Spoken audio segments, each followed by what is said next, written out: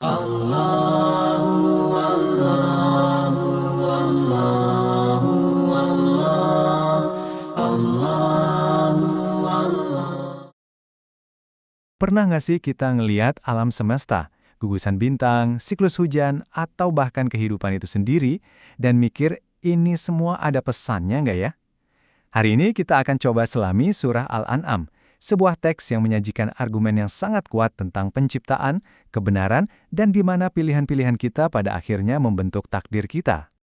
Oke, kita langsung aja bedah intinya. Teks ini dibuka dengan sebuah pernyataan yang luar biasa tegas. Segala puji hanya untuk Allah yang menciptakan langit dan bumi, gelap dan terang.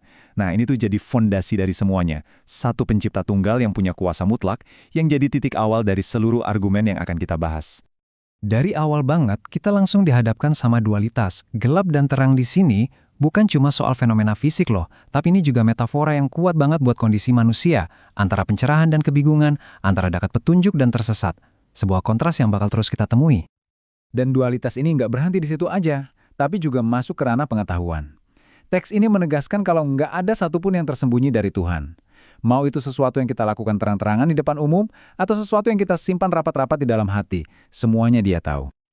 Oke, ini dia peta perjalanan kita kali ini. Kita mulai dari konsep Sang Pencipta, lalu kita lihat sejarah keraguan manusia, kita telusuri pencarian Tuhan oleh Ibrahim, pahami perhitungan di akhir, dan kita tutup dengan apa itu jalan penyerahan diri. Oke, kita masuk ke bagian pertama. Di sini kita bakal lihat premis utama teks ini, bahwa bukti keberadaan Sang Pencipta itu sebetulnya nggak tersembunyi di tempat yang jauh, tapi justru terpampang jelas di seluruh alam semesta, buat siapa aja yang mau melihat. Teks ini tuh ngajak kita buat lihat hal-hal yang sebenarnya ada di sekitar kita setiap hari. Siklus hidup dan mati, hujan yang bikin tanaman tumbuh subur, bintang-bintang yang jadi penunjuk arah di kegelapan. Semua ini disajikan sebagai bukti nyata dari sebuah desain yang cerdas, teratur, dan luar biasa presisi. Nah, disinilah letak konfliknya. Meskipun tanda-tanda kebesaran Tuhan itu begitu jelas dan ada di mana-mana, teks ini ngegambarin gimana manusia seringkali justru milih buat ragu dan bahkan menolaknya. Ini nih respon manusianya. Di sini ketegangannya kelihatan jelas banget. Manusia nuntut bukti fisik yang bisa dilihat dan disentuh, malaikat yang turun dari langit, atau kitab suci di atas kertas. Tapi respon ilahi justru ngajak mereka buat melihat lagi bukti yang udah ada, keajaiban alam, dan pelajaran dari kehancuran generasi-generasi sebelumnya. Nah, ini poin kuncinya. Teks ini seolah bilang, masalahnya tuh bukan kurang bukti. Masalahnya ada di dalam hati, sebuah keengganan untuk menerima kebenaran, bahkan kalaupun bukti yang paling luar biasa sekalipun diletakkan tepat di depan mata mereka.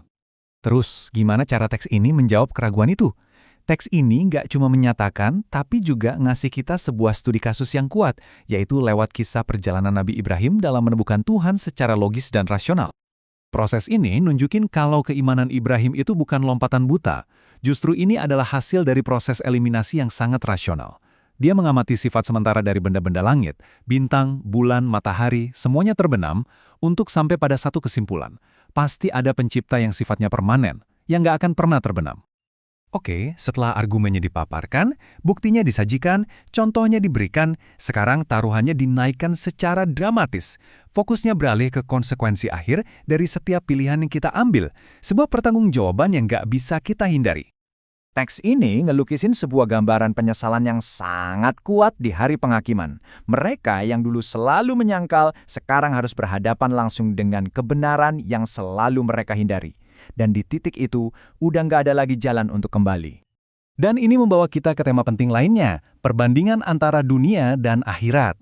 Kehidupan dunia ini digambarkan sebagai sesuatu yang sifatnya sementara, seringkali cuma permainan yang melalaikan. Sedangkan kehidupan akhirat adalah tujuan yang kekal dan punya nilai yang jauh-jauh lebih tinggi. Jadi, apa kesimpulannya? Setelah semua argumen ini dipaparkan, bagian terakhirnya ngasih kita sebuah jalan yang sangat jelas untuk melangkah maju, yang disajikan sebagai jalan yang lurus.